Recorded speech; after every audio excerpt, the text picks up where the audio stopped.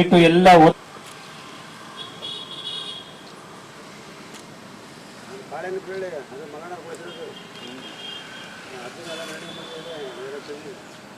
ಅವರು ಅವರ ಅನುಪಸ್ಥಿತಿಯಲ್ಲಿ ಕಾರ್ಯನಿಮಿತ್ತವಾಗಿ ಅವರು ಬೇರೆ ಕಡೆ ಹೋಗಿದ್ದಾರೆ.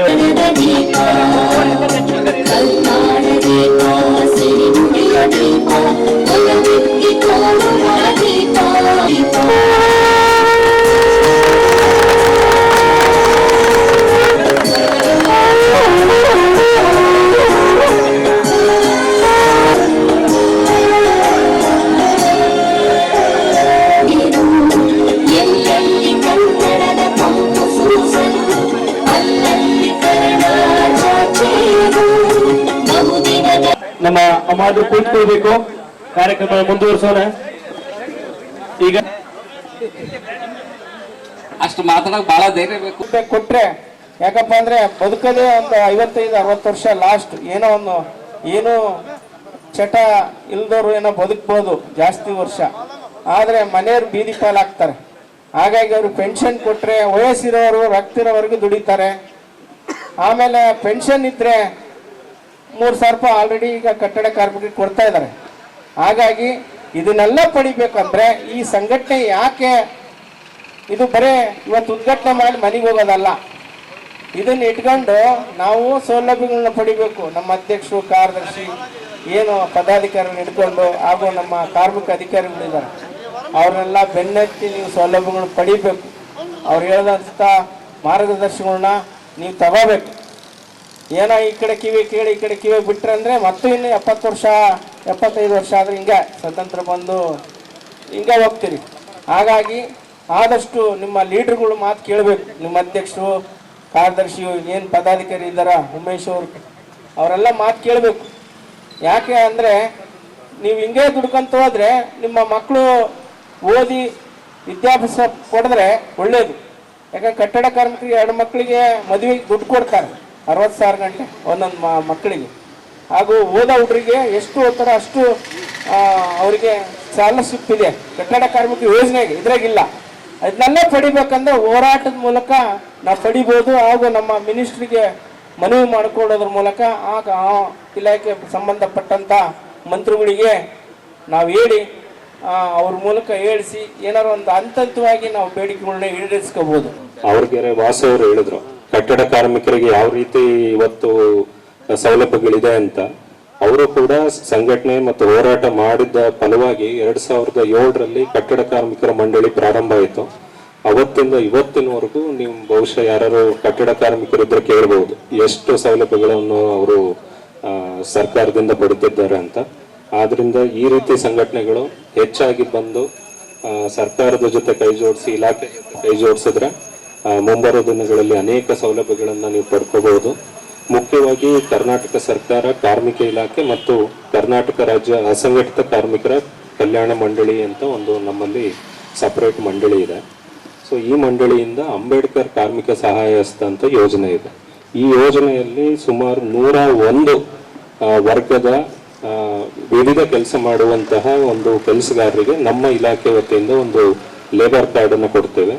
ಮುಖ್ಯವಾಗಿ ಹಮಾಲರು, ಟೈಲರ್ಗಳು, ಗೃಹ ಕಾರ್ಮಿಕರು, ಅಗಸರು, ಚಿಂದಿ ಆಯುವರು, ಕುಂಬಾರರು, ಕ್ಷೌರಿಕರು, ಬಟ್ಟೆ ಕಾರ್ಮಿಕರು, ಮತ್ತೆ ಅಗರಬತ್ತಿ ತಯಾರಿಕೆ ಮಾಡೋರು, ಬೀಡಿ ಕಾರ್ಮಿಕರು, ಮತ್ತೆ ಮನೆ ಕೆಲಸ ಮಾಡೋರು, ಈ ರೀತಿ 101 ಕ್ಯಾಟಗರಿ ಇದೆ. ಸುಮಾರು ಕ್ಯಾಟಗರಿಯಲ್ಲಿ ನಾವು ಹೆಸರು ಕೂಡ ಕೇಳಿರಲ್ಲ ಅಂತ ಒಂದು ಕಾರ್ಮಿಕರನ್ನು ಕೂಡ ನಾವು ಹುಡುಕಿ ಇದರಲ್ಲಿ ಈ ಯೋಜನೆ ಒಂದು ವ್ಯಾಪ್ತಿಗೆ ತಂದಿದ್ದೇವೆ. ಈ ಯೋಜನೆಯಲ್ಲಿ ಕಾರ್ಡ್ 1 ಬಾರಿ ಮಾಡಿಸ್ಕೋಬೇಕಾಗುತ್ತೆ, ಯಾವುದೇ ರೀತಿಯ ನವೀಕರಣ ಇರೋದಿಲ್ಲ. ಸೊ ಫ್ರೀ ಆಫ್ ಕಾಸ್ಟ್ ಇರುತ್ತೆ, ಯಾವುದೇ ಕೂಡ ಶುಲ್ಕ ಇರೋದಿಲ್ಲ. ಒಂದು ರೀತಿ ನೀವು 1 ಸಲ ಮಾಡಿಸ್ಕೊಂಡ್ರೆ ನೀವು ಲೈಫ್ ಲಾಂಗ್ ಇದು ನಿಮ್ಮಲ್ಲಿ ಕಾರ್ಡ್ ಇರುತ್ತೆ. ಸೊ ನೀವು ಕೇಳ್ಬೋದು ಈ ರೀತಿ ಕಾರ್ಡ್ ಮಾಡಿಸ್ಕೊಂಡ್ರೆ ಏನು ನಮಗೆ ಸೌಲಭ್ಯಗಳು ಅಂತ. ಸೊ ಇವಾಗ ಈ ದಿನಕ್ಕೆ ನಮ್ಮ ಕಾರ್ಮಿಕ ಇಲಾಖೆ ವತಿಯಿಂದ 2 ಸೌಲಭ್ಯಗಳು ಚಾಲ್ತಿಯಲ್ಲಿದೆ. ಒಂದು ಅಪಘಾತ ಪರಿಹಾರ ಸೌಲಭ್ಯ. ಅಂದ್ರೆ ನೀವು ಹಮಾಲರಂದ್ರೆ ನೀವು ಸಾಕಷ್ಟು ಕೆಲಸ ಮಾಡ್ತಿರ್ತೀರ ಮತ್ತು ಕೆಲವು ಸಲ ಅಪಾಯಕಾರಿ ಕೆಲಸಗಳು ಕೂಡ ಇರುತ್ತೆ. ಮತ್ತೆ ಬೇರೆ ಒಂದು ಊರಿಂದ ಇನ್ನೊಂದು ಊರಿಗೆ ಹೋಗೋದು ಬರೋದು ಕೂಡ ಇರಬಹುದು.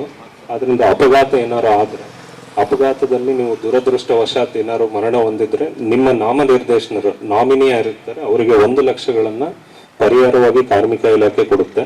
ಮತ್ತೆ ಅಪಘಾತದಿಂದ ನೀವೇನಾದ್ರು ದುರ್ಬಲತೆ ಹೊಂದಿದ್ದಲ್ಲಿ ಅಂದ್ರೆ ಕೈ ಕಾಲು ಏನಾದ್ರು ತೊಂದರೆ ಆದ್ರೆ ಅದಕ್ಕೂ ಕೂಡ 1 ಲಕ್ಷ ಪರಿಹಾರ ಕೊಡ್ತೇವೆ.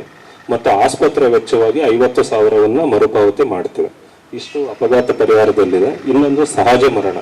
ಇತ್ತೀಚೆಗೆ ಸಹಜ ಮರಣದಲ್ಲಿ ನಮಗೇನಾದ್ರು ಸಹಜ ಮರಣ ನಿಮ್ಮ ಯಾರು ದುರದೃಷ್ಟವಶಾತ್ ಆದ್ರೆ 10,000 ರೂಪಾಯಿಯನ್ನ ಅಂತ್ಯಕ್ರಿಯೆ ವೆಚ್ಚ ಅಂತ ಕೊಡ್ತಾ ಇದ್ದೀವಿ. ಸೊ ಸದ್ಯಕ್ಕೆ ಈ 2 ಯೋಜನೆಗಳು ನಮ್ಮ ಹಮಾಲರಿಗೆ ಅಥವಾ ಅಸಂಘಟಿತ ಕಾರ್ಮಿಕರಿಗಿದೆ.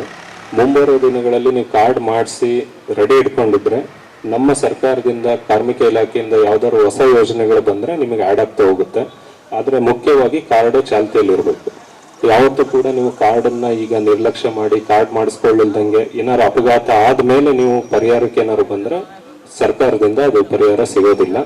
ಆದ್ರಿಂದ ಎಲ್ಲರೂ ಕೂಡ ಕಾರ್ಡ್ ಮಾಡಿಸ್ಕೊಳ್ಳಿ. ತಮ್ಮಲ್ಲಿ ಜೊತೆಗಿರೋರು ತಮ್ಮ ಸಂಬಂಧಿಕರು ಇರ್ಬೋದು, ಅಕ್ಕಪಕ್ಕದ ಮನೆ ಇರ್ಬೋದು, ಎಲ್ಲರಿಗೂ ಕೂಡ ಈ ಒಂದು ಯೋಜನೆ ಬಗ್ಗೆ ಹೇಳಿ. ಮುಂದಿನ ದಿನಗಳಲ್ಲಿ ಒಂದು ಶೈಕ್ಷಣಿಕ ಧನ ಸಹಾಯ ಕೂಡ ಬರುತ್ತೆ. ಅಂದ್ರೆ ನಿಮ್ಮ ಮಕ್ಕಳಿಗೆ ಸ್ಕಾಲರ್ಶಿಪ್ ಕೂಡ ಇದರಲ್ಲಿ ಸರ್ಕಾರದಿಂದ ಆಡ್ ಆಗುತ್ತೆ. ಅದೇ ರೀತಿ ಮದುವೆ ಮಾಡೋದು ಕೂಡ ಒಂದು ಸಹಾಯಧನ ಕೊಡುವಂತ ಕೆಲಸಗಳು ಮುಂಬರುವ ದಿನಗಳಲ್ಲಿ ಆಗುತ್ತೆ. ಸದ್ಯಕ್ಕೆ ಅಪಘಾತ ಮತ್ತು ಸಹಜ ಮರಣ 2 ಸೌಲಭ್ಯಗಳಿದೆ. ಆದ್ರಿಂದ ಎಲ್ಲರೂ ಕೂಡ, ಯಾಕಂದ್ರೆ ಸಮಾಜದ ಶ್ರಮಿಕ ವರ್ಗದಲ್ಲಿರ್ತೀರ, ರೈತರು ಮತ್ತೆ ನಮ್ಮ ಸೈನಿಕರು ಯಾವ ರೀತಿ ಕೆಲಸ ಮಾಡ್ತಾರೆ, ರೈತರು ದುಡಿದಿದ್ದನ್ನ ನಮ್ಮ ಮನೆಗಳಲ್ಲಿ ತಲುಪಿಸುವಂತ ಮುಖ್ಯವಾದ ಕೆಲಸವನ್ನು ನೀವು ಮಾಡ್ತಿದ್ದೀರ. ಆದ್ರಿಂದ ಶ್ರಮಿಕ ವರ್ಗದಲ್ಲಿದ್ದೀರ. ದಯವಿಟ್ಟು ಎಲ್ಲರೂ ಕೂಡ ನಮ್ಮ ಇಲಾಖೆಯಿಂದ ಅನೇಕ ಸೌಲಭ್ಯಗಳಿವೆ. ಯಾಕಂದ್ರೆ ಕಾರ್ಮಿಕ ಇಲಾಖೆ ಅಂಗಡಿಯಲ್ಲಿ ನೀರುಳ್ಳಿ ಮಾರ್ಕೆಟ್ನಲ್ಲಿ ಕೆಲಸ ಮಾಡ್ತಾ ಇದ್ದೆ. ಆಮೇಲೆ ಗಡಿಗೆ ಲೋಡಿಂಗ್ ಅಮ್ಮಲ್ಲಿ ಕಲಿತೆ. ಆಮೇಲೆ ಗಡಿಗೆ ನನಗೆ ಭಾಳ ಇದು ಆಯ್ತು. ನಾನು ಅಮಾಲಿ ಮಾಡಿದ್ರಪ್ಪ ಅಂದ್ರೆ ನಮ್ಮ ಮಕ್ಕಳು ಇದೇ ಥರ ಬರ್ತಾರಂತ ನಾನು ನಮ್ಮ ಮಕ್ಕಳಿಗೆ ಕಷ್ಟಪಟ್ಟು ಓದಿಸಿದ್ನಾಗ ನಮ್ಮ ಹುಡುಗರು ಇಂಜಿನಿಯರ್ ಆದ್ರೆ, MBA ಮಾಡಿದ್ರು, ಈಗ ಆರಾಮ್ನಾಗ ದುಡಿತಿದ್ದಾರೆ. ನೀವು ನಿಮ್ಮ ಮಕ್ಕಳಿಗೆ ಹಮಾಲಿ ಕೆಲಸ ಮಾಡ್ತಿದ್ದಾರ, ಕುಡಿಯೋದು ಗಿಡಿಯೋದು ಬಿಟ್ಟು ಏನಾದರೂ ಕಾರ್ಮಿಕರಿಗೆ ಸರಿಯಾಗಿ ಮಕ್ಕಳಿಗೆ ಓದಿಸ್ರಿ, ಚೆನ್ನಾಗಿ ದುಡ್ದಿಕ್ರಿ, ಹಾಳು ಮಾಡಬೇಡ್ರಿ ರೊಕ್ಕ. ಯಾಕಪ್ಪ ಅಂದ್ರೆ ಈ ವಾಸುಮಾರ್ ಹೇಳಿದ್ರು ಅವ್ರಿಗೆ ಎಲ್ಲಾದು ಸವಲತ್ತ ಐತೆ. ನಾವು 2-3 ತಿಂಗಳ ಟೆಂಟ್ ಹಾಕಿ ಎಲ್ಲ ತರ ಮಾಡಿದ್ದೀವಿ. ಯಾಕಂದ್ರೆ ನೀವು ಇದೇ ತರ ದುಡಿರಿ, ದುಡ್ದು ತೆಗೆದಿಕ್ರಿ. ನೀವು ಎಲ್ಲಾರು ಕಷ್ಟಪಟ್ಟು ಮನೆಯಲ್ಲಿ ಇಕ್ಕಿದ್ರಪ್ಪ ಅಂದ್ರೆ ನಿಮ್ಗೆ 4 ಕಾಸು ಸಿಕ್ಕಿದ್ರೆ ಮುಂದೆ ಬರ್ತಾ ಇರ್ತಾವೆ. ನೀವು ಇವತ್ತು 1000 ದುಡ್ದೆ, ನಾನು 2000 ದುಡ್ದೆ, ನಾನು ಹಾಳು ಮಾಡಿದೆ ಓದೆ ಅಂತ ಹೇಳಿದ್ರೆ ಒಳ್ಳೇದಲ್ಲ. ಅದು ನಾವು 50 ಪೈಸೆಗೆ ಅಮಾಲಿ ಮಾಡಿದ್ವಿ, 40 ರೂಪಾಯಿಗೆ 10 ಟನ್ನು. ನೀವು ಒತ್ತಿರೋ ಬಿಡ್ತೀರಿ. ನಾವು ಎಲ್ಲ ಕಡೆಗೆ ಅಮಾಲಿ ಮಾಡಿ ಈ ಥರ ನಮ್ಗೆ ದೇವ್ರಿಗೆ ಕೊಟ್ಟಾನ ಟ್ರಾನ್ಸ್ಪೋರ್ಟ್ ಮಾಡಿದ್ದೀವಿ. ಏಕಪ್ಪ ಅಂತ ಹೇಳಿದ್ರೆ ನೀವು ಅದೇ ಥರ ಮಾಡ್ರಿ, ಮುಂದೆ ಬೆಳೀರಿ. ಈಗ ವಾಸಮ್ಮವ್ರು ಹೇಳಿದ್ರು ಎಲ್ಲ ಕಾರ್ಯಕ್ರಮ ಇದೆ. ನಾವು ಎಲ್ಲಾರು JTS ನಲ್ಲಿ ಇನ್ಶೂರೆನ್ಸ್ ಮಾಡಿಸಿದ್ವಿ ಎಲ್ಲಾರ್ದು, ನಮ್ಮ ಅಮ್ಮವ್ರದ್ದು ಒಟ್ಟು ಹಮಾಲಿ ಮಾಡಿದ್ರು ನೇತಾಜಿಯವರಿದ್ದಾಗ. ನೀವು ಅದೇ ಥರ ಮಾಡ್ರಿ, ಎಲ್ಲಾರ್ದು ಇನ್ಶೂರೆನ್ಸ್ ಮಾಡ್ರಿ, ಜಮಾಸ್ ಮಾಡ್ರಿ. ಎಲ್ಲ ಒಂಥರ ಮಾಡಿದ್ರಪ್ಪ ಅಂದ್ರೆ ನಿಮ್ಗೆ ಒಳ್ಳೇದಾಗ್ತಿತ್ತು, ಕಾರ್ಮಿಕರು ಒಳ್ಳೇದಾಗ್ತಿತ್ತು, ಎಲ್ಲರೂ ಒಳ್ಳೇದಾಗ್ತಿತ್ತು. ಈಗ ಇದೇ ಥರ ವಾಸಂಬರ್ ಹೇಳಿದ್ರು, ನಿಮ್ಮ ಕರ್ದಬೆ ಒಂದು ಮೆಟ್ಲು ಹತ್ತೋದು ಬಿಟ್ಟು ಇನ್ನೊಂದು ಹತ್ರಿ ಬೇಕಾದಷ್ಟು ಮೆಟ್ಲಿದಾವೆ, ಒಳ್ಳೆ ಕೆಲಸ ಆಗುತ್ತೆ. ಇದೇ ತರ ನೀವು ಇದ್ರಪ್ಪ ಅಂದ್ರೆ ಮುಂದೆ ನಿಮ್ಮ ಬಾಳೆ ಚೆನ್ನಾಗಿ ಆಗ್ತೈತಿ. ಯಾಕಪ್ಪ ಅಂದ್ರೆ ನಾವು ಅಲ್ಲಿ ಓದಿ ಇಲ್ಲಿ ಓದಿ ರೊಕ್ಕ ಹಾಳು ಮಾಡಿದ್ವಿ ಅಂತ ಹೇಳಿದ್ರೆ ಅಲ್ಲ. ಅದು ಇದೇ ತರ ನಾನು ಮಾತಾಡಕೊಟ್ಟಿತ್ತು. ಇದೇ ತರ ನಾನು ಮೈಕ್ನಲ್ಲಿ ಫಸ್ಟ್ ಮಾತಾಡ್ತಾ ಇರೋದು. ಜೊತೆಗೆಲ್ಲ ನೀವು ಕೈ ಜೋಡಿಸಿ ದುಡಿದ್ರೆ ನಾವು ಮಾಲೀಕರು ಚೆನ್ನಾಗಿರ್ತೀವಿ. ಇವತ್ತು ಈ ತರ ಒಂದು ಭಾವನೆ ಇಟ್ಕೊಂಡು ಎಲ್ಲರೂ ದುಡಿತಾ ಇದ್ದೀರಲ್ಲ, ನಾವು ಖುಷಿ ಆಗುತ್ತೆ ನೋಡುತ್ತೀನಿ. ನಾನು ಸುಮಾರು ಒಂದು 20-25 ವರ್ಷದಿಂದ ಲೋಡಿಂಗ್ ಮಾಡಿಸ್ತಾ ಇದ್ದೀನಿ. ಈಗ ಸುಮಾರು ನಮ್ಮ ಹತ್ರ ಒಂದು 8 ಜನ ಲೇಬರ್ಸ್ ಇದ್ದಾರೆ. ಅವ್ರಿಗೆ ಅಮಲ್ಯ ಅನ್ಬಾರ್ದು, ನಾವು ಎಷ್ಟೊಂದು ಜನ ಮಣ್ತಮ್ಮಂದ್ರೆ ಅನ್ಬೇಕು. ಯಾಕಂದ್ರೆ ಅವ್ರು ದುಡಿದ್ರೆ ನಾವು ದುಡಿತೀವಿ. ಒಬ್ರಿಗೊಬ್ರು ಒಂದು ಹೊಂದಾಣಿಕೆಯಿಂದ ನಾವು ಜೀವನ ಮಾಡ್ಕೊಂಡು ಹೋಗ್ಬೇಕು. ಹಾಗೂ ಕೆಲವೊಬ್ರು ಕೆಲಸ ಮಾಡೋ ಟೈಮಲ್ಲಿ ಕಟ್ಟುನಿಟ್ಟಾಗಿ ಕೆಲಸ ಮಾಡ್ತಾರೆ. ಕೆಲವೊಬ್ರು ಯಾರೋ ಒಬ್ರು ಇದ್ದೇ ಇರ್ತಾರೆ. ಈಗ ಒಂದು ಲೋಡ್ ಮಾಡೋದು, ಸುಮ್ಮನೆ ಮತ್ತೆ ಕುಡಿಯೋದು, ಅದು ಮಾಡೋದು, ಅದನ್ನೆಲ್ಲ ಬಿಡ್ರಿ.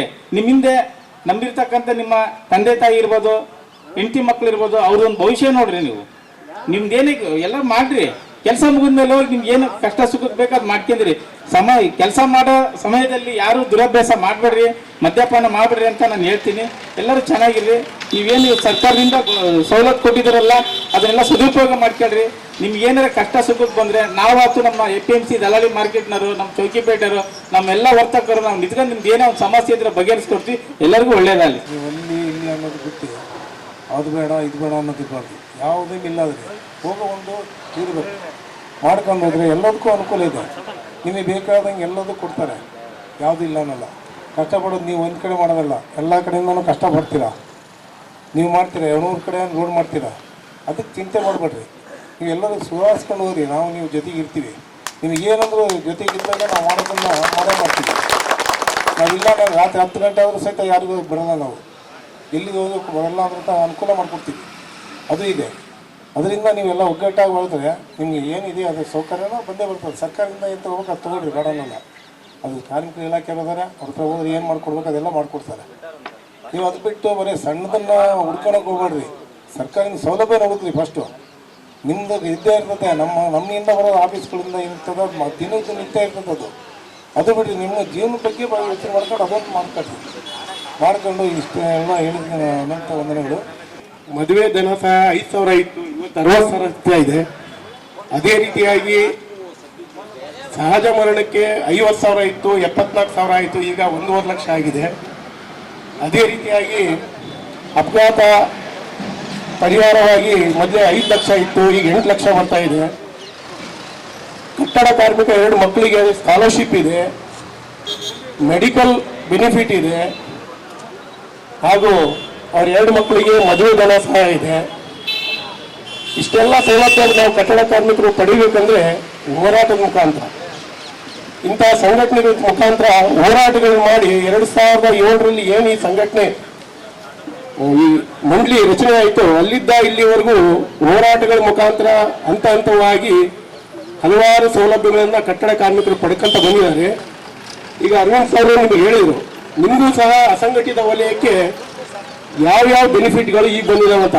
ಸ್ಟಾರ್ಟಿಂಗ್ ಅಂಬೇಡ್ಕರ್ ಸಹಾಯಸ್ತ ಯೋಜನೆ ಸ್ಟಾರ್ಟ್ ಆದಾಗ ಸರ್ ಇದು ಕೇವಲ ಅವ್ರು ಸತ್ರ ಮಾತ್ರ 1 ಲಕ್ಷ ರೂಪಾಯಿ ಪರಿಹಾರ ಇತ್ತು.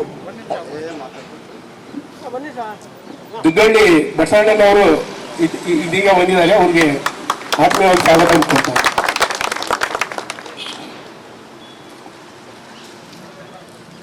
ಆಗ ಕೇವಲ 26 ಕ್ಯಾಟಗರಿಗಳು ಮಾತ್ರ ಅಸಂಘಟಿತ ವಲಯದಲ್ಲಿತ್ತು. ಈಗ ಅದನ್ನ ಮುಂದುವರಿಸಿ ಈ ಸರ್ಕಾರ 101 ಕ್ಯಾಟಗರಿಗೆ ಬಂದಿದೆ. ಈಗ ಮತ್ತೆ ಅದರಲ್ಲಿ ಆ್ಯಡ್ ಆಗಿ ಮರಣ ಹೊಂದಿ ಸಹಜ ಮರಣಕ್ಕೆ 10,000 ಕೊಡ್ತಿದ್ದಾರೆ. ಅಪಘಾತವಾದರೆ ಅವರ ನಾಮಿನಿಗೆ 1 ಲಕ್ಷ ಪರಿಹಾರ, ಶಾಶ್ವತ ದುರ್ಬಲತೆ ಆದರೆ 1 ಲಕ್ಷ ಪರಿಹಾರ ಇದೆ. ಹಾಗೂ ಮೆಡಿಕಲ್ ಆಗಿ ಅಪಘಾತದಲ್ಲಿ ಏನಾರಾಗಿ ಮೆಡಿಕಲ್ ಸೇರ್ಕೊಂಡ್ರೆ 50,000 ರೂಪಾಯಿ ಪರಿಹಾರ ಏನೋ ಕೊಡ್ತಿದ್ದಾರೆ. ಇಷ್ಟೊಂದಿದೆ. ಇನ್ನು ಮುಂದಿನ ದಿನಗಳಲ್ಲಿ ನೀವೆಲ್ಲ ಸಂಘಟಿತರಾಗಿ ಹಲವಾರು ಹೋರಾಟಗಳು ಮಾಡಿ ಇಂಥ ಸಂಘಟನೆಗಳ ಜೊತೆಯಲ್ಲಿ ಸೇರ್ಕೊಂಡು ಹೋರಾಟಗಳು ಮಾಡಿದರೆ ಇನ್ನೂ ಹಲವಾರು ಯೋಜನೆಗಳನ್ನು ತರಬಹುದು. ಸರ್ಕಾರ ಇನ್ನೂ ಹಲವಾರು ಸೌಲಭ್ಯಗಳನ್ನು ನಿಮಗೆ ಕೊಟ್ಟೇ ಕೊಡುತ್ತೆ. ಈಗೇನು ಬರ್ತಾ ಇದೆ ಪರಿಹಾರ, ಇದೇನು ನಿಮಗೆ ಸಾಲಲ್ಲ. ಕಟ್ಟಡ ಕಾರ್ಮಿಕ ರೀತಿಯಲ್ಲಿ ನೀವು ಸೌಲಭ್ಯ ಪಡಿಬೇಕಂದ್ರೆ ನಿಮ್ಮಲ್ಲಿ ಒಂದು ಒಗ್ಗಟ್ಟಿರಬೇಕು. ನೀವೆಲ್ಲ ಒಗ್ಗಟ್ಟಾಗಿ ಹೋಗಿ ಇಂಥ ಸಂಘಟನೆಗಳ ಮುಖಾಂತರ ಹೋರಾಟಗಳನ್ನು ಮಾಡಿದಾಗ ಮಾತ್ರ ಇಂತಹ ಒಂದು ಸೌಲಭ್ಯಗಳನ್ನು ಪಡೆಯೋದಕ್ಕೆ ಸಾಧ್ಯ. ಹಾಗಾಗಿ ನೀವು ಕಾರ್ಮಿಕರು ಯಾವುದೇ ಒಂದು ದುಶ್ಚಟಗಳಿಗೆ ಬಲಿಯಾಗದೆ ಇಂತಹ ಒಂದು ಹೋರಾಟಗಳಲ್ಲಿ ಭಾಗವಹಿಸಿ ನಿಮಗೆ ಸಿಗ್ತಕ್ಕಂಥ ಸೌಲಭ್ಯಗಳನ್ನು ನೀವು ಚೆನ್ನಾಗಿ ಪಡಿತೀರಾ ಅಂತ ಭಾವನೆ ತಿಳಿಸ್ತಾ, ಆಶಾ ಸಾಬ್ರು ಮೋದಿನ ಭಾಷಾ ಅಂತೇಳಿ ಇವತ್ತು ಸಂಘಟನೆ ಅಂತ ಯಾಕೆ ಮಾಡಿದ್ರೆ ಹೇಳ್ರಿ? ಯಾವ ಉದ್ದೇಶ ಮಾಡಿದ್ದಾರೆ ಗೊತ್ತಾ ನಿಮಗೆ? ಇವತ್ತು ದಾವಣಗೆರೆಯಲ್ಲಿ ಎಷ್ಟು ಜನ ಅಮಾರುಗಳು ತಮ್ಮ ಕಷ್ಟಗಳನ್ನ ಯಾರ ಹತ್ರ ಹೇಳ್ಕೊತಾ ಇದ್ದೀರಾ? ಸೌಕಾರ ಹತ್ರ ಹೇಳ್ತಾ ಇದ್ದೀರಾ? ಯಾರಾದ್ರು ಸೌಕಾರ ನಿಮಗೆ ಹೆಲ್ಪ್ ಮಾಡ್ತಾರ? ಕಷ್ಟ ಅಂದ್ರೆ 5,000 ಕೊಡ್ತಾರೆ, 50,000 ಕೊಡ್ತಾರೆ, ಬೇಡ 1 ಲಕ್ಷ ಕೊಡ್ತಾರೆ ಅಷ್ಟೇ. ಆದ್ರೆ ಪ್ರತಿನಿತ್ಯ ಅವ್ರ ಕೊಡಕ್ಕಾಗತ್ತಾ? ಕೊಡಕ್ಕಾಗೋದಿಲ್ಲ. ಆದ್ರೆ ಒಂದು ಸಂಘಟನೆ ಅಂತ ಮಾಡಿದ್ರೆ ಆ ಸಂಘಟನೆಯಲ್ಲಿ ನಿಮ್ದೇ ಆದಂತ ಒಂದು ಹೆಸರು ಮಾಡ್ಕೊಂಡ್ರೆ ಹೆಸರು ಅಂದ್ರೆ ತಪ್ಪಲ್ಲ. ಅಂದ್ರೆ ನಿಮ್ಗೆ ಕೆಟ್ಟ ಅಭಿವೃದ್ಧಿ ಹೆಸರು ಇರ್ತಾ ಇಲ್ಲ. ಒಂದು ಒಳ್ಳೆ ಹೆಸರು ಎಲ್ಲರೂ ಸೇರಿ ದಾವಣಗೆರೆ ಇರುವಂತ ಅಮಾರು ಸಂಘಗಳೆಲ್ಲ ಸೇರಿ ಒಂದಾಗಬೇಕು, ಒಗ್ಗಟ್ಟಾಗಿ ನಿಮ್ಮ ಏನೇ ಬೇಡಿಕೆ ಇದ್ರು ಸರ್ಕಾರದಲ್ಲಿ ಮುಂದೆ ಇಡಬೇಕು. ನಮ್ಮ ಶ್ರೀಯುತ SS ಮಲ್ಯಾಣ ಅವರು ಇವತ್ತವರೆಗೂ ಯಾರಿಗೂ ಯಾವುದೇ ಒಂದು ವ್ಯಕ್ತಿ ಹೋದ್ರು ಇವತ್ತವರೆಗೂ ಇಲ್ಲ ಅಂತ ಹೇಳಿಲ್ಲ, ಅವರು ಆಗಲ್ಲ ಅಂತ ಹೇಳಿಲ್ಲ, ಮಾಡಲ್ಲ ಅಂತಾನು ಹೇಳಿಲ್ಲ. ಎಂತ ವ್ಯಕ್ತಿ ಹೋದ್ರು ಅವ್ರೆ ನಿಲ್ಲಿಸಿ ಏನೋ ಆದ್ರೆ ನಮ್ಮ ಭಾಷೆ ದಾವಣಗೆರೆ ಭಾಷೆ ಏಕವಚನ ಇದೆ ಒಪ್ಕೊಂತೀನಿ. ಅವ್ರ ಮನಸ್ಸೊಳಗೆ ಏಕವಚನ ಇಲ್ಲ, ಅವ್ರ ಮನಸ್ಸೊಳಗೆ ಬಹುವಚನ ಅನ್ನೋದು. ಅವರು ಏನೋ ಅಂದ್ರು ಒಂದು ಅರ್ಥ ಇದೆ, ಆದ್ರೆ ಸಿಟ್ಟಲ್ಲಿ ಹೇಳೋದಲ್ಲ. ಅದು ದಾವಣಗೆರೆ ಭಾಷೆ ಇರೋದ ಹಂಗೆ ಅದು.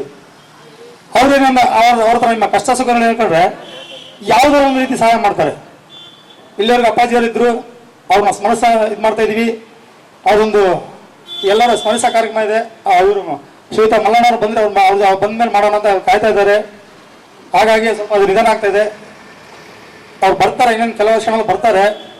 ಸಂಘಟನೆ ಅನ್ನೋದು ಉದ್ದೇಶ ಏನಂದ್ರೆ ನಮಗೆ ಬೇಕಂದ್ರೆ ಏನು, ಸರ್ಕಾರದ ಸವಲತ್ತುಗಳು. ಮತ್ತು ನಾನು ಅಮಲಿ ಮಾಡ್ತಾ ಇದ್ದೀನಿ, ನನ್ನ ಮಕ್ಕಳನ್ನ ಅಮಲಿ ಮಾಡ್ಬೇಕನ್ನೋ ಅವಶ್ಯಕತೆ ಇಲ್ಲ. ಹೌದಾ? ಇವತ್ತು ಯಾರ್ಯಾರು ಇದರಲ್ಲಿ ಫಲಾನುಭವಿಗಳಾಗಿದ್ದೀರಾ? ಅಮಲರಲ್ಲಿ ಆಗಲಿ, ಕಟ್ಟಡ ಕಾರ್ಮಿಕರಲ್ಲಿ ಬಹಳ ಜನ ಇದ್ದಾರೆ. ಯಾಕಂದ್ರೆ ನಮ್ಮ ಅಣ್ಣವ್ರು ಹೇಳಿದ್ರು 2008ರಿಂದ ಹೋರಾಟ ಮಾಡ್ತಾ ಬಂದ್ವಿ ಅಂದ್ರು. ಇಲ್ಲಿವರೆಗೆ ಬರೋದಿಗೆ ಬೇಕಾದಷ್ಟು ಸವಲತ್ತು ಕೊಟ್ಟಿದ್ದಾರೆ. ಇದು ಒಂದೊಂದು ಕಟ್ಟಡ ಕಾರ್ಯಕ್ರಮಕ್ಕೂ ಇವತ್ತು ಯಾವ್ದಾರ ಒಂದು ಸಮಸ್ಯೆ ಅಂದ್ರೆ ಅವ್ರಿಗೊಂದು ಕಿಟ್ ಕೊಡೋದಾಗ್ಲಿ, ಅಥವಾ ಅವ್ರಿಗೆ ಬೇಕಾದಂಥ ವಸ್ತುಗಳಾಗಲಿ, ಒಂದು ಎಲೆಕ್ಟ್ರಿಷಿಯನ್ ಮಾಡ್ದಂದ್ರೆ ಅವ್ರಿಗೆ ಬೇಕಾದಂಥ ವಸ್ತುಗಳು, ಸ್ಕ್ರೂ ಡ್ರೈವರ್ ಆಗಲಿ, ಮತ್ತು ಅವ್ರಿಗೆ ಬೇಕಾದಂಥ ವಸ್ತುಗಳು, ಗಾರೆ ಕೆಲಸ ಮಾಡ್ತಾರಂದ್ರೆ ಅವ್ರಿಗೆ ಬೇಕಾದಂಥ ವಸ್ತುಗಳು, ಮತ್ತು ಯಾವ ಒಂದು ಸಣ್ಣ ಪುಟ್ಟ ರಸ್ತೆ ಕೆಲಸ ಮಾಡ್ತಾರೆ ಅವ್ರಿಗೂ ಬೇಕಾದಂಥ ವಸ್ತುಗಳು ಮಾಡ್ತಿದ್ದಾರೆ. ಆದರೆ ಇವತ್ತರೆಗೆ ಅಮಲ್ರಿಗೆ ಏನೂ ಇಲ್ಲ, ಏನು ಸಿಗ್ತಾ ಇಲ್ಲ. ಅಮಲ್ರಿಗೆ ಏನು ಸಿಗ್ತಾ ಇಲ್ಲ. ಯಾಕೆ ಸಿಗ್ತಾ ಇಲ್ಲ? ನಿಮ್ಮಲ್ಲಿ ಒಗ್ಗಟ್ಟಿಲ್ಲ. ಇವತ್ತು ಸಂಘನ ಅವ್ರ ಅಧ್ಯಕ್ಷ ಇದ್ದಾರೆ, ಕಾರ್ಯದರ್ಶಿ ಇದ್ದಾರೆ, ಅವ್ರ ಜೊತೆ 17 ಜನ ಇದ್ದಾರೆ. ನಿಮ್ಮೆಲ್ಲ ಸೇರ್ಕೊಂಡು ಒಂದು ಒಗ್ಗಟ್ಟು ಮಾಡಿ ಇದೇ ಸಂಘಟನೆ ಮುಂದಿನ ವರ್ಷಕ್ಕೆ ದಾವಣಗೆರೆ ಫೇಮಸ್ ಮಾಡ್ರಿ. ಪರವಾಗಿಲ್ಲಪ್ಪ, ದಾವಣಗೆರೆ ಒಂದು ಸಂಘಟನೆ ಇಷ್ಟು ವರ್ಷ ಏನು ನಡೆದುತ್ತದೆ. ನಿನ್ನೆ ಆಗಿದ್ದು ನೆನ್ನೆದು ಬಿಡ್ರಿ, ಇವತ್ತಿಂದ ತೊಳಿ. ನಿನ್ನೆ ಅವ್ರು ಸಂಘಟನೆ ಮಾಡಿದ್ರು, ಅವ್ರು ಬೆಳಿಲಿಲ್ಲ ಬೇಡ. ಯಾಕೆ ನೀವು ಬೆಳಿಬಾರ್ದ? ನೀವು ಆಗ್ಬಾರ್ದ? ಅವತ್ತು ಯಾಕೆ ನೀವು ಸಪೋರ್ಟ್ ಕೊಡ್ಬಾರ್ದ? ಅವ್ರು ಬೆಳಿಲ್ಲ ಅಂದ್ರೆ ನೀವು ಬೆಳೆಸ್ರಿ, ನೀವು ಬೆಳೆಸೋ ಕೆಲಸ ಮಾಡ್ರಿ. ಅವ್ರು ಮುಂದೆ ಹೋಗ್ತೀನಿ ಅಂತಿದ್ರೆ ಅವ್ರ ಮುಂದೆ ನೀವು ಜೊತೆಲಿರ್ರಿ. 10 ಜನ ಸೇರಿದ್ರೆ ಒಗ್ಗಟ್ಟು, ಅವ್ರಿಬ್ರು ಸೇರಿದ್ರೆ ಒಗ್ಗಟ್ಟಲ್ಲ ಅದು. ಇವತ್ತು 10 ಜನ ಸೇರಿದಿರಾ, ನಾಳೆ 500 ಜನ ಸೇರ್ತೀರಾ, ನಾಳೆ ಇಡೀ ದಾವಣಗೆರೆ ಜಿಲ್ಲೆಗೆ ಹೆಸರಾಗುತ್ತೆ. ಆ ಹೆಸರು ಮಾಡುವಂಥದ್ದು ಈ ಸಂಘಟನೆ ಈಗ ಸ್ಟಾರ್ಟ್ ಮಾಡಿದ್ದಾರೆ. ಈ ಸಂಘಟನೆ ನೀವು ಎಲ್ಲಿವರೆಗೂ ಸಾಥ್ ಕೊಡ್ತಿರೋ, ನೀವು ಯಾವ ಥರ ಸಾಥ್ ಕೊಡ್ತಿರೋ, ಅವ್ರೇನು ಮಾಡ್ತಾರೆ, ಮುಂದಿನ ವರ್ಷ ಸರ್ಕಾರದಿಂದ ಬರುವಂಥ ಸವಲತ್ತುಗಳನ್ನೆಲ್ಲ ತೆಗೆಸಿ ಮಿನಿಸ್ಟರ್ ಹತ್ರ ಮಾತಾಡಿ ಅವ್ರ ಹತ್ರ ರಿಕ್ವೆಸ್ಟ್ ಮಾಡ್ಕೊಂಡು ಇಲ್ಲಿಂದ ನಿಮ್ಮ ಅರ್ಜಿನೆಲ್ಲ ಕಳಿಸಿ ಬೆಂಗಳೂರಿಗೆ ಕಳಿಸಿ, ಅಲ್ಲಿಂದ ಅಂಬೇಡ್ಕರ್ ನಿಗಮದಿಂದ ನಿಮ್ಗೆ ಏನು ಬರಬೇಕು, ಬೇರೆ ಕಟ್ಟಡ ಕಾರ್ಮಿಕ ಸಂಘಕ್ಕೆ ಏನು ಬರೋದು ಅದನ್ನ ಮಾಡ್ಕೊಳ್ರಿ. ಒಂದು ಆಕ್ಸಿಡೆಂಟ್ ಆದರೆ ಇವತ್ತು 8 ಲಕ್ಷ ಅಂತ ಇದೆ ಯಾರಿಗೆ, ಕಟ್ಟಡ ಕಾರ್ಮಿಕರಿಗೆ. ನಾಳೆ ನಿಮಗೂ ಬರ್ತದು. ಅದಕ್ಕೆ ನೀವೇನು ಮಾಡ್ಬೇಕು ಗೊತ್ತಾ, ನೀವು ಈ ಸಂಘಟನೆಗೆ ಕೈ ಜೋಡಿಸ್ಬೇಕು. ಈಗ ಎಷ್ಟೋ ಜನ ನಾನು ನೋಡ್ತೀನಿ, ನನಗೆ ಯಾಕಪ್ಪ ಬೇಕು ಅಂತ ಅಲ್ಲಿ ನೋಡಿ ನಿಂತ್ಕೊಂಡು ಮಾತಾಡ್ತಿದ್ದಾರೆ. ನಮ್ಗೆ ಏನಪ್ಪ ಬೇಕು, ಬಂದಿರೋದು ಯಾಕೆ ಅಲ್ಲ, ನೀವು ಬಂದಿರೋದೇನಕ್ಕೆ? ಇದು ನಮ್ಮ ಸಂಘಟನೆ ಅಂತ ಬಂದಿದ್ದೀರಾ. ಈ ಸಂಘಟನೆ ಅಂತ ಬಂದಾಗ ನೀವೇನು ಮಾಡೋ ಗೊತ್ತಾ, ಫಸ್ಟ್ ನಾವು ಸಂಘಟನೆಯಲ್ಲಿ ಒಗ್ಗಟ್ಟಾಗಿರ್ಬೇಕು. ನಮ್ಮ ಸಂಘಟನೆ ಒಗ್ಗಟ್ಟು ತೋರಿಸ್ಬೇಕು. ಇವತ್ತು ಒಬ್ಬರಿಗೆ ಒಂದು ಅಮ್ಮಾಲ್ರಿಗೆ ಏನಾದ್ರು ಸಮಸ್ಯೆ ಆದ್ರೆ 500 ಜನ ಅಮ್ಮಾಲ್ರು ಬರ್ತಾರೆ ಎದುರಿಗೆ ತೋರಿಸ್ಬೇಕು. ಅಂದ್ರೆ ಹೊಡೆದಾಟಕ್ಕಲ್ಲ, ಸಾರಿ ತಪ್ಪಾಯ್ತು, ಅದು ಹೊಡೆದಾಟ ಅಲ್ಲ, ಅದು ಒಗ್ಗಟ್ಟಾಗಿರೋದು ತೋರಿಸ್ಬೇಕು ನೀವು. ಬಿಡಪ್ಪ, ದಾವಣಗೆರೆಯಲ್ಲಿ ಒಂದು ಅಮ್ಮಾಲ್ರ ಸಂಘ ಇದೆ, ನಾವು ಹೋದ್ರೆ ಬೇರೆ ಊರಿನಿಂದ ಬಂದು ಹೋದ್ರೆ ನಾವು ಅವ್ರನ್ನ ಒಂದು ಪರ್ಮಿಷನ್ ಕೇಳಬೇಕು. ನಾನು ಭಾಳ ಕಡೆ ಹೋಗಿ ನಂದು ಗಾಡಿ ತಗೊಂಡೋಗಿದ್ದೀನಿ. ನಾನು ಭಾಳ ಕಡೆ ಹೋದಾಗ ನಮ್ಮ ಗಾಡಿನಲ್ಲಿ ಅವತ್ತು ಲಗೇಜು ನಾವು ಅಪ್ಪಿತಪ್ಪಿ ಯಾರು ಇಳಿಸಲ್ಲ ಅಂತ ನಾವು ಇಳಿಸಿದ್ರೆ ಅಮೌಂಟ್ ದುಡ್ಡು ಅವ್ರಿಗೆ ಕೊಡ್ಬೇಕು. ನಾವು ಇಳಿಸಿದ್ರೆ ದಾವಣಗೆರೆ ಯಾವ ಇದೆಯಾ ಥರ? ದಾವಣಗೆರೆ ಇಲ್ಲ. ಯಾಕಿಲ್ಲ ಅಂದ್ರೆ ನೀವು ಒಗ್ಗಟ್ಟಿಲ್ಲ. ನಿಮ್ಮ ಒಗ್ಗಟ್ಟು ತೋರಿಸ್ರಿ. ಫಸ್ಟ್ ಕುತ್ಕೊಳ್ರಿ. ಇಲ್ಲಿ ಎಷ್ಟು ಸಂಘಟನೆ ಇದೆ ಎಲ್ಲರೂ ಕರೀರಿ, ಎಲ್ಲರೂ ಒಟ್ಟಿಗೆ ಕುತ್ಕೊಳ್ಳಿ, ಕರೀರಿ. ಕರೆದಾಗ ಒಂದ್ಸರಿ ಕುತ್ಕೊಂಡು ಮಾತಾಡ್ರಿ. ಬಾರಪ್ಪ, ನೀನು ಈ ಸಂಘಟನೆಗೆ 10 ಲಕ್ಷ ಆಗಿರಿ ಪರವಾಗಿಲ್ಲ, ಇನ್ನೊಬ್ಬರು ಮತ್ತೊಂದು ಸಂಘಟನೆ ಆಗಿರಿ ಪರವಾಗಿಲ್ಲ, ನಾವೆಲ್ಲ ಸೇರಿ ಒಟ್ಟಿಗೆ ಒಂದು ಅರ್ಜಿ ಹಾಕೋಣ. ನಮಗೇನು ಬೇಕು, ನನ್ನ ಮಕ್ಕಳು ಓದಬೇಕು. ಹೌದು, ನಾನು ಕೂಲಿ ಮಾಡ್ತಾ ಇದ್ದೀನಿ, ನಾನು ಅಮಾಲಿ ಮಾಡ್ತಾ ಇದ್ದೀನಿ, ನಾನು ಅಮಾಲಿ ಮಾಡಿ ನಾನು ಸುಸ್ತಾಗುತ್ತೆ, ನಾನು ಕುಡಿಯೋಕೆ ಹೋಗ್ತೀನಿ. ನೀವು ಕುಡಿಯೋದೇ ಒಂದು ದಾರಿನಾ? ನಿಮ್ಮ ಮಕ್ಕಳ ಬಗ್ಗೆ ಯೋಚನೆ ಮಾಡಿ. ಈಗ ಸಾಹೇಬ್ರು ಹೇಳಿದ್ರು ನಾನು 40 ಪೈಸೆಗೆ ಅಮಾಲಿ ಮಾಡಿದೆ ಅಂತೇಳಿ. 40 ಪೈಸೆಯಲ್ಲಿ ಇವತ್ತು 140 ರೂಪಾಯಲ್ಲಿ.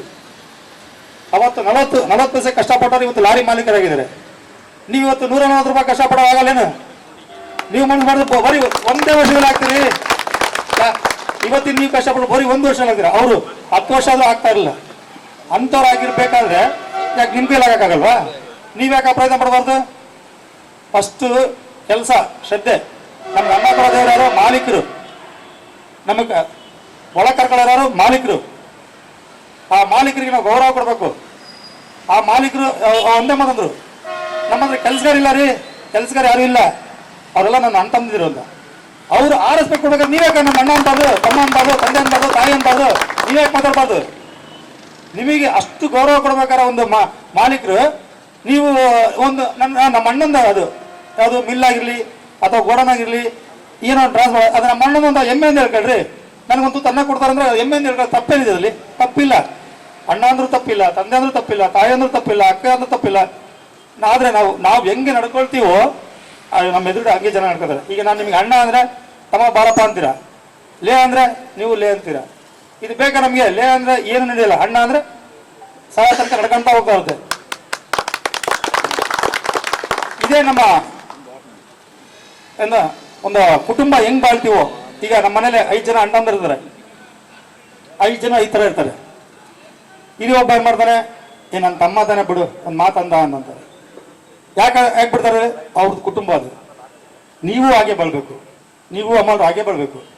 ಯಾರೋ ಒಬ್ರು ಏನೋ ಒಂದು ತಪ್ಪು ಮಾತಾಡ್ದ ಅಂದರೆ ಬಾರಪ್ಪ ಕರೆದು ಕೂರಿಸಿ ಹೇಳ್ಬೇಕು, ಆಯ್ತಪ್ಪ ಅವನು ಅಮ್ಮನೇ ನೀನು ಅಮ್ಮನೇ, ನೀನು ಕಷ್ಟಪಡ್ತೀಯ, ಆತನೂ ಕಷ್ಟಪಡ್ತಾ ಇದ್ದಾನೆ, ಏನೋ ಆತ 10 ರೂಪಾಯಿ ಆಸೆ ಪಟ್ಟು ಮಾತಂದ, ಹೋಗಿ ಬಿಡು ತಿನ್ಕೊಳ್ಳಿ 10 ರೂಪಾಯಿ ಕ್ಷಮಿಸು ಅಂದರೆ ನೆಕ್ಸ್ಟ್ ಏನು ಮಾಡ್ತಾನೆ, ಆ 10 ರೂಪಾಯಿ ನಿಮಗೆ 100 ರೂಪಾಯಿ ವಾಪಸ್ ಕೊಡ್ತಾನೆ ಅವನು. ಏನು ಈ ಸಂಘಟನೆಗಳನ್ನ ಕಟ್ಟೋದು ಅಂತ ಹೇಳಿದ್ರು, ಬಹಳ ಜನ ಕಷ್ಟ ಅಂತಾನೆ ಹೇಳೋದು. ಸಂಘ ಕಟ್ಟೋದು ಸುಲಭ ಅಲ್ಲ, ಕಟ್ಟಿದ ಮೇಲೆ ಅದು ಉಳಿಸ್ಕೊಂಡು ಹೋಗೋದು ಇನ್ನೂ ಕಷ್ಟದ ಕೆಲಸ. ಸಂಘದಲ್ಲಿ ಎಷ್ಟು ಜನ ಇರ್ತೀವಿ ಅಂದ್ರೆ 12 ಜನ, ಬಟ್ ನಿಮ್ಮ ಅಮಾಲ ಸಂಘ ಬಂದಾಗ ಒಂದು 200 ಜನ ಇದ್ದಾರೆ ಅಂತ ಹೇಳಿದ್ರು. ಅದರಲ್ಲಿ ಎಷ್ಟು ಜನ ರಿಜಿಸ್ಟರ್ ಮಾಡಿದ್ದಾರೆ ಅಂತ ಕೇಳಿದಾಗ ಒಂದು 20 ಜನ ಅಷ್ಟೇ ರಿಜಿಸ್ಟರ್ ಮಾಡಿರೋದು. ಯಾಕೆ ಅಂದ್ರೆ ಅವ್ರಿಗೆ ಇನ್ನೂ ಮಾಹಿತಿ ಹೋಗಿಲ್ಲ ಅಂತ ಹೇಳಿ. ಈ ಮೂಲಕ ಈ ಸಂಘದವರಿಗೆ ಹೇಳೋದೇನು ಅಂತ ಹೇಳಿದ್ರೆ, ಯಾವತ್ತು ಸಂಘಟನೆ ಕಟ್ಟಿದ್ದೀರಾ ನೀವು ನಿಮ್ಮ ಪ್ರತಿಷ್ಠೆನ ಬದಿಗಿಟ್ಟು ಯಾರೇ ಏನೇ ತಪ್ಪು ಮಾಡಿದ್ರು ಅದನ್ನ ಅಡ್ಜಸ್ಟ್ ಮಾಡಿಕೊಂಡು, ಅವರು ನಮ್ಮವರು ಏನೋ ಮಿಸ್ಟೇಕ್ ಆಗಿ ಮಾತಾಡಿರ್ತಾರೆ, ಯಾಕಂದ್ರೆ ಅವರಿಗೆ ಇಲ್ಲಿ ನಿಂತು ಮಾಡೋ ಕಷ್ಟ ಗೊತ್ತಿಲ್ಲ. ಅಲ್ಲಿ ನಿಂತ್ಕೊಂಡು ಹೇಳ್ಬೋದಷ್ಟೇ, ಬಟ್ ಇಲ್ಲಿ ನಿಂತ್ಕೊಂಡು ಮಾಡೋ ಕಷ್ಟ ಅವ್ರಿಗೆ ಗೊತ್ತಿಲ್ಲ. ಇದೊಂದು ಸ್ಟೇಜ್ ರೆಡಿ ಮಾಡಿ ಇವತ್ತಿನ ಇದೊಂದು ಕಾರ್ಯಕ್ರಮ ಮಾಡೋದಕ್ಕೆ ಎಷ್ಟು ಕಷ್ಟಪಟ್ಟಿದ್ದಾರೆ ಅಂತ ಬಹಳ ಚೆನ್ನಾಗಿ ನನಗೆ ಗೊತ್ತಿದೆ. ಯಾಕಂದ್ರೆ 1 ಸಾರಿ ಬಂದಿಲ್ಲ, 3 ಸಾರಿ ನನ್ನ ಹತ್ರ ಬಂದಿದ್ದಾರೆ, 3 ಸಾರಿ ಕೇಳಿದ್ದಾರೆ, ಹೀಗ್ ಮಾಡಿದ್ರೆ ಹೇಗೆ, ಹಾಗೆ ಮಾಡಿದ್ರೆ ಹೇಗೆ, ಏನು ಮಿಸ್ಟೇಕ್ ಆಗ್ಬಾರ್ದು ಅಂತ ಹೇಳಿ ಬಹಳ ಅಚ್ಚುಕಟ್ಟಾಗಿ ಸಮಯ ಪ್ರಜ್ಞೆಯಿಂದ ಬಹಳ ಕಷ್ಟಪಟ್ಟು ಕಾರ್ಯಕ್ರಮ ಮಾಡಿದ್ದಾರೆ. ಯಾರಿಗೋಸ್ಕರ ಅಂತ ಹೇಳಿದ್ರೆ ಅಮಾಲ್ರಿಗೋಸ್ಕರ ಮಾತ್ರ.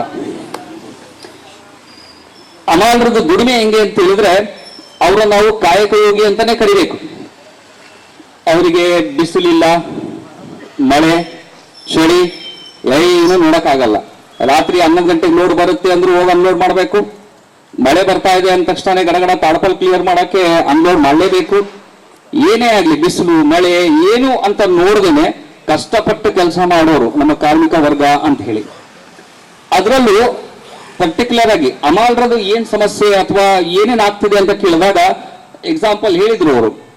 ಏನೋ ಅಥವಾ ಹೋಗ್ತಾ ಇರ್ತೀವಿ, ಸಡನ್ಲಿ ಸ್ಲಿಪ್ ಆಗತ್ತೆ, ಬಿದ್ದು ಬಿಡ್ತೀವಿ, ಕಾಲ್ ಮೇಲೆ ಏನಾದ್ರು ಬಿತ್ತು ಅಂತ ಹೇಳಿದ್ರೆ, ಕಾಲ್ ಫ್ರಾಕ್ಚರ್ ಆಯ್ತು ಅಂದ್ರೆ ಅದನ್ನ ರೆಡಿ ಮಾಡ್ಸಕ್ 3 ತಿಂಗಳು ಬೇಕು.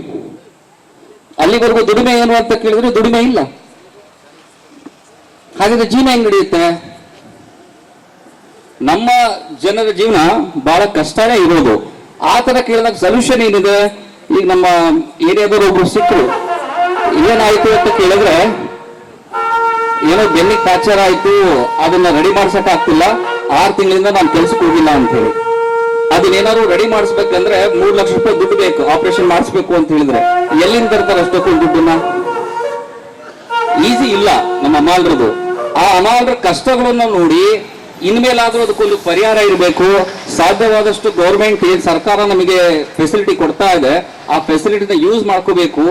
ಎಲ್ರೂ ಹೇಗೆ ಆಟೋ ಚಾಲಕರ ಸಂಘ ಇದೆ, ಈಗ ಸರ್ ಹೇಳಿದ್ರು ಒಗ್ಗಟ್ಟಾಗಿರ್ಬೇಕು ಅಂತ ಹೇಳಿ. ಹೆಂಗ್ ಒಗ್ಗಟ್ಟು ಅಂತ ಹೇಳಿದ್ರೆ, ಒಬ್ಬ ಆಟೋನಿಗೆ ತೊಂದರೆ ಆಯ್ತು ಅಂತ ಹೇಳಿದ್ರೆ ಇಡೀ ಆಟೋ ಸಂಘ ನಿಂತ್ಕೊಳ್ಳುತ್ತೆ.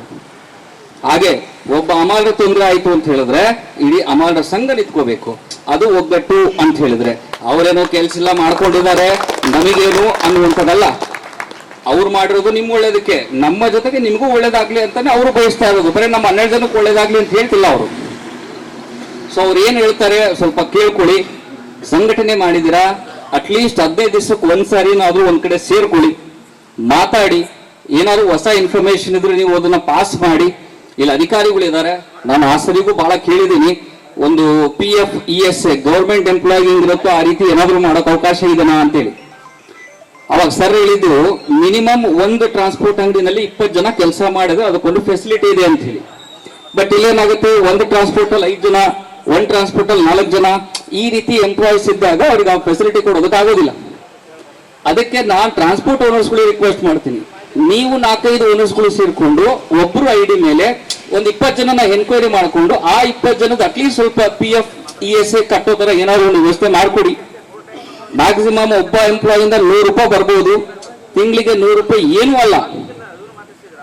ಇವತ್ತು ನೀವೆಲ್ಲ ಕಷ್ಟದಿಂದ ಬಂದಿದ್ರ ಅಂತ ಹೇಳಿದಿರ, ಅಲ್ಲಿ ಕೂತ್ರೆ ಯಾವ ಓನರು ಕೂಡ ಹುಟ್ಟುತ್ತಾನೆ ಆ ಸ್ಥಾನಕ್ಕೆ ಬಂದಿರೋರಲ್ಲ, ಎಲ್ಲ ಕಷ್ಟಪಟ್ಟೆ ಬಂದಿರೋದು.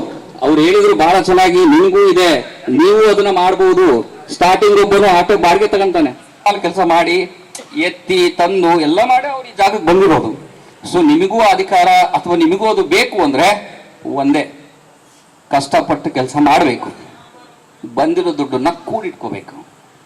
ಸರ್ ಹೇಳ್ದಂಗೆ ನೀವು ನೈಟ್ ಎಣ್ಣೆ ಹೊಡೆಯೋದು ಸುಸ್ತಾಯ್ತು, ಎಣ್ಣೆ ಹೊಡೆದೆ ಮಲ್ಕೊಂಡೆ, ಮತ್ತೆ ಬೆಳಿಗ್ಗೆ ಎದ್ದೆ ಮತ್ತೆ ಕೆಲಸ ಮಾಡಿದೆ, ಮತ್ತೆ ಸಾಯಂಕಾಲ ಸುಸ್ತಾಯ್ತು, ಎಣ್ಣೆ ಹೊಡೆದೆ ಖಾಲಿ ಮಾಡಿದೆ. ಇದನ್ನ ಸ್ವಲ್ಪ ಕಡಿಮೆ ಮಾಡಿ. ನಾನು ನಮ್ಮ ಓನರ್ಸ್ಗಳಿಗೆ ರಿಕ್ವೆಸ್ಟ್ ಮಾಡ್ತಾ ಇದ್ದೀನಿ, ನೀವು ಯಾರಾದ್ರೂ ಒಬ್ರು ಐಡಿಯಾನ ತಗೊಂಡು ಒಂದು 20 ಜನನ ಹಾಕೊಂಡು ಅದಕ್ಕೊಂದು PF ಕಟ್ಟುವಂತ ವ್ಯವಸ್ಥೆನ ನೀವು ಮಾಡ್ಕೊಡಿ. ನೀವೆಲ್ಲರೂ ಒಗ್ಗಟ್ಟಾಗಿದ್ರೆ ನೀವಿಗೆಲ್ರಿಗೂ ಸೇರಿಸಿ ಗ್ರೂಪ್ ಇನ್ಸೂರೆನ್ಸ್ ನ ನಮ್ಮ ಕಡೆಯಿಂದ ನಾವು ಮಾಡ್ಕೊಡ್ತೀವಿ. ಸೊ ಮೇ 1 ಕಾರ್ಮಿಕರ ದಿನಾಚರಣೆ ಏನಿದೆ ಅಲ್ಲಿವರೆಗೂ ನಿಮ್ಮ ಸಂಘಟನೆ ಹೇಗೆ ಹೋಗುತ್ತೆ ಅನ್ನೋದ್ರ ಮೇಲೆ ಅವತ್ತಿನ ದಿನಕ್ಕೆ ನಾನು ಸರ್ ಹಿಡ್ಕೊಂಡೆ ಗ್ರೂಪ್ ಇನ್ಸೂರೆನ್ಸ್ ಮಾಡಿ ನಿಮ್ಮ ಸಂಘಟನೆಯಲ್ಲಿ ಎಷ್ಟು ಜನ ಇದಾರೋ ಅಷ್ಟು ಜನಕ್ಕೂ ಸೇರಿಸಿ ನಮ್ಮ ಕಡೆಯಿಂದ ಒಂದು ಗ್ರೂಪ್ ಇನ್ಸೂರೆನ್ಸ್ ನ ನಾವು ಮಾಡ್ಕೊಡ್ತೀವಿ. ಅದಕ್ಕೆ ಸರ್ದು ಸಪೋರ್ಟ್ ಇದೆ, ನಮ್ದು ಸಪೋರ್ಟ್ ಇದೆ. ಏನೀಗ ಸಂಘಟನೆ ಮಾಡಿದ್ದೀರಾ, ಒಂದು ವಾಟ್ಸಪ್ ಗ್ರೂಪ್ ಕ್ರಿಯೇಟ್ ಮಾಡಿ ಸರ್ನ ಆ್ಯಡ್ ಮಾಡಿ, ಅಲ್ಲಿ ಏನೇ ಹೊಸದಾಗಿ ಇಂಟಿಮೇಷನ್ ಬಂದರೂ ಕೂಡ ಸರ್ ನಿಮಗೆ ಗ್ರೂಪಾಗಿ ಹಾಕಂಗಿರ್ಲಿ, ನೀವು ಅದನ್ನ ಎಲ್ರಿಗೂ ಪಾಸ್ ಮಾಡುವಾಗಿರ್ಲಿ. ಇಲ್ಲ ಎಲ್ಲ ಟೈಮಲ್ಲೂ ನಾವು ಸರ್ಕಾರ ದುಡ್ಕೊಂಡು ಅಧಿಕಾರಿಗಳ ಹತ್ರ ಹೋಗ್ಬೇಕಾಗಿತ್ತು. ಇವತ್ತು ನಿಮ್ಮ ಸಂಘಟನೆ ಪಾಪ ನಿಮ್ಮ ಸರ್ಕಾರಿ ಅಧಿಕಾರನೇ ಇಲ್ಲಿ ತನಕ ಕರೆಸಿದ್ದಾರೆ. ಹಾಗೆ ಅವರು ನಿಮಗೆ ಫೆಸಿಲಿಟಿ ಬಹಳ ಚೆನ್ನಾಗಿ ಎಕ್ಸ್ಪ್ಲೇನ್ ಮಾಡಿದ್ದಾರೆ. ಅದನ್ನ ತಲೆಯಲ್ಲಿ ಇಟ್ಕೊಂಡು ಎಲ್ಲರೂ ಕೂಡ ಲೇಬರ್ ಕಾರ್ಡ್ ಅನ್ನ ಮಾಡಿಸ್ಕೊಂಡು ಸಂಘಟನೆ ಒಳಗೆ ಜಾಯಿನ್ ಆಗಿ. ಹಾಗೆ ನಾವು ಕೊನೆಯದಾಗಿ ಹೇಳೋದು, ಎಲ್ಲಾ ಸಾರಿನೂ ಸರ್ಕಾರದ ಮೇಲೆ ಡಿಪೆಂಡ್ ಆಗಬೇಡಿ. ಒಂದೊಂದು ಸಾರಿ ನಮ್ಮ ಸ್ವಂತಿಕೆನೇ ಇರಬೇಕಾಗತ್ತೆ. ಒಂದು ಸಿಂಪಲ್ ಕಷ್ಟವಾದ್ದೇನಲ್ಲ. ಸಂಘಟನೆ ಮಾಡಿದಿರಾ, ಅದಕ್ಕೊಂದು ವ್ಯಾಲ್ಯೂ ಬರ್ಬೇಕಂದ್ರೆ ಅದಕ್ಕೊಂದು ಅಕೌಂಟಬಿಲಿಟಿ ಇರಬೇಕು. ಫಸ್ಟ್ ಒಂದು ಅಕೌಂಟ್ ಅನ್ನ ಕ್ರಿಯೇಟ್ ಮಾಡಿಸಿ. ನನ್ನ ಕಡೆಯಿಂದ ಇನಿಷಿಯಲಿ ನಾನು ಎಷ್ಟಾಗುತ್ತೋ ಅಷ್ಟೊಂದು ಡೆಪಾಸಿಟ್ ಮಾಡ್ಕೊಡ್ತೀನಿ. ನೀವು ನಿಮ್ಮ ಕಡೆಯಿಂದ ವಾರಕ್ಕೆ 100 ರೂಪಾಯಿ, ಒಬ್ರು ನೀವು 100 ಜನ ಇದ್ದಿದ್ದೆ ಆದ್ರೆ ವಾರಕ್ಕೆ 10,000 ರೂಪಾಯಿ ಅದರಲ್ಲಿ ಕಲೆಕ್ಟ್ ಆಗಬೇಕು. ತಿಂಗಳಿಗೆ 40,000 ರೂಪಾಯಿ ನಿಮ್ದಾಗಿರುತ್ತೆ. ಅದು ನಿಮಗೆ ಯಾವಾಗ ಅನ್ಸುತ್ತೆ ಅಂದ್ರೆ ದೊಡ್ಡದಾದಾಗ ನಿಮಗೆ ಬೆಲೆ ಗೊತ್ತಾಗಲ್ಲ. 100 ರೂಪಾಯಿ ಅಂದ್ರೆ ಬೆಲೆ ಗೊತ್ತಾಗಲ್ಲ. ಇನಿಷಿಯಲ್ ಅಕೌಂಟಿಗೆ ನಾನು ಹೆಲ್ಪ್ ಮಾಡ್ತೀನಿ. ನೆಕ್ಸ್ಟ್ ಅಟ್ಲೀಸ್ಟ್ ವಾರ ಸಂಘಟನೆಯಲ್ಲಿರೋರು 100 ರೂಪಾಯಿ ಅಂತ ಕೊಟ್ಟರು ಕೂಡ, ನೀವೆಲ್ಲ ಕುಡಿಯಕ್ಕೆ ಕಲಿತಿರೋದನ್ನ 100 ರೂಪಾಯಿ ನೀವು ಕೊಡಿ, 100 ಜನ ಸೇರಿ 10,000 ಆಗಲಿ, ತಿಂಗಳಿಗೆ 40,000 ಆಗುತ್ತೆ. 3 ತಿಂಗಳ ತನಕ ಆ ದುಡ್ಡನ್ನ ಯಾರು ಕೂಡ ಯೂಸ್ ಮಾಡಬಾರ್ದು. 3 ತಿಂಗಳಾದ ನಂತರ ನಿಮ್ಮಲ್ಲಿ ಯಾರಿಗೆ ಮಕ್ಕಳಿಗೆ ಓದಿಸೋದಕ್ಕೆ ಫೀಸು ಅಥವಾ ಹಾಸ್ಪಿಟ್ಲಿಗೆ ಹೆಲ್ಪ್ ಮಾಡಬೇಕು, ಆ ತರದಕ್ಕೆ ಅದನ್ನ ಬಳಕೆ ಮಾಡ್ಕೊಳ್ಳಿ. ಅದನ್ನ ನೀವು ಲೋನ್ ತನ್ನಾದ್ರೂ ಕೊಡಿ ಕಡಿಮೆ ಬಡ್ಡಿನಲ್ಲಿ, ಆ ದುಡ್ಡನ್ನ ವಾಪಸ್ ರೊಟೇಟ್ ಮಾಡಿಸಿ. ಆ ತರ ಪ್ರತಿ ಸಾಧ್ಯವಾದಂಗೆ ವಾರ 100 ರೂಪಾಯಿನ ಅದರಲ್ಲಿ ಹಾಕೋ ಕೆಲಸನ ಮಾಡಿ. ನೀವು ಫಸ್ಟ್ ಸ್ವಾವಲಂಬಿ ಆಗಿ, ಎಲ್ಲದಕ್ಕೂ ಗೌರ್ಮೆಂಟ್ ಮೇಲೆ ಡಿಪೆಂಡ್ ಆಗಬೇಡಿ.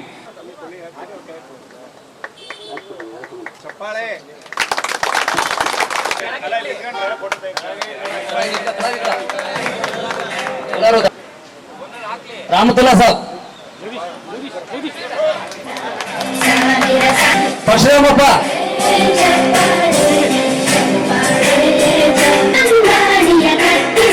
ಚೌಕದಲ್ಲಿ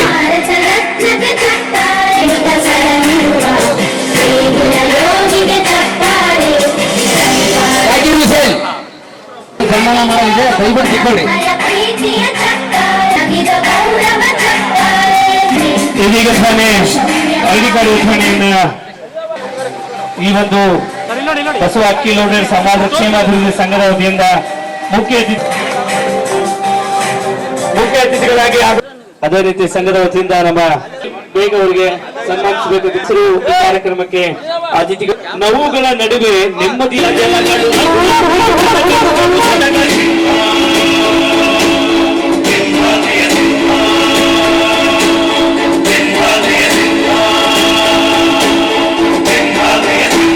ಸರ್, ನಮ್ಮ ಏನು ಮಾನ್ಯರಿಗೆ ಮತ್ತೊಮ್ಮೆ ಹೃದಯಪೂರ್ವಕವಾಗಿ ಅಭಿನಂದನೆ ಸಲ್ಲಿಸ್ತಾ ಇದ್ದೇನೆ. ಹಾಗೂ ಮೊಹಮ್ಮದ್ ರಫೀಕ್ ಸರ್ ಅವರಿಗೂ ಕೂಡ ಅಭಿನಂದನೆ ಸಲ್ಲಿಸ್ತಾ ಇದ್ದೇನೆ. ಥ್ಯಾಂಕ್ ಯು ಸರ್ ಸಲ್ಲಿಸ್ತಾ ಇದ್ದೇನೆ. ಎಲ್ಲ ಅಮಾನ್ಯ ಸಂಘದವರು ಇಲ್ಲೇ ಇರಬೇಕು, ಫೋಟೋ ತೆಗಿಸ್ತಾರೆ, ಗ್ರೂಪ್ ಫೋಟೋ ಸಲ್ಲಿಸ್ತಾ ಇದ್ದೇನೆ. ಹಾಗೂ ನಮ್ಮ ಅಧ್ಯಕ್ಷರಾಗಿರ್ತಕ್ಕಂಥ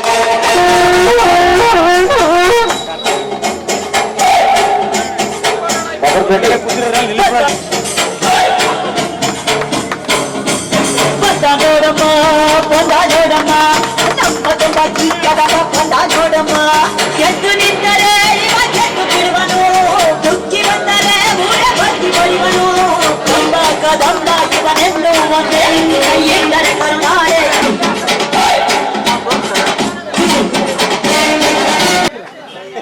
ನೀನು ಕೂಲಿ ನಾನು ಕೂಲಿ ನೀನು ಕೂಲಿ ನಂಗು ನಿಂಗು ನಾನು ಕೂಲಿ ನೀನು ಕೂಲಿ ನಾನು ಕೂಲಿ ನೀನು ಕೂಲಿ ನಂಗು ನಿಂಗು ಯಾಕೆ ಬೇರೆ ಕೂತನೇ ನೋಡು ನಮ್ಮ ಮಾತು ನಾವು ಎಲ್ಲಾರ ಮಾಡಬೇಕು ಕಾಯಕ ಮಾಡೋ ಪ್ರೀತಿಯ ಋಣದ ಭಾರದ ಹುಡುಗಿ ನಾನಿಮ್ಮ ಪ್ರೀತಿಯ ಕೂಲಿ ರಾಜ ನಾವು ಕೂಲಿ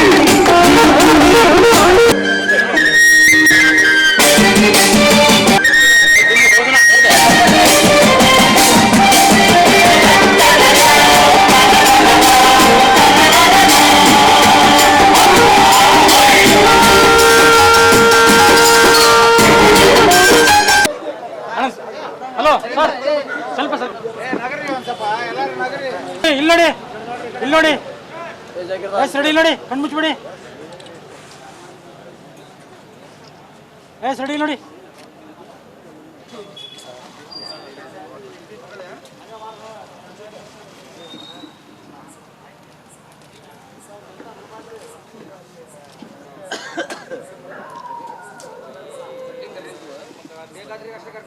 ಒಂದ್ ಕೈ ಬಿಡ್ರಿ ಹಾ ಇಲ್ಲಿ ನೋಡಿ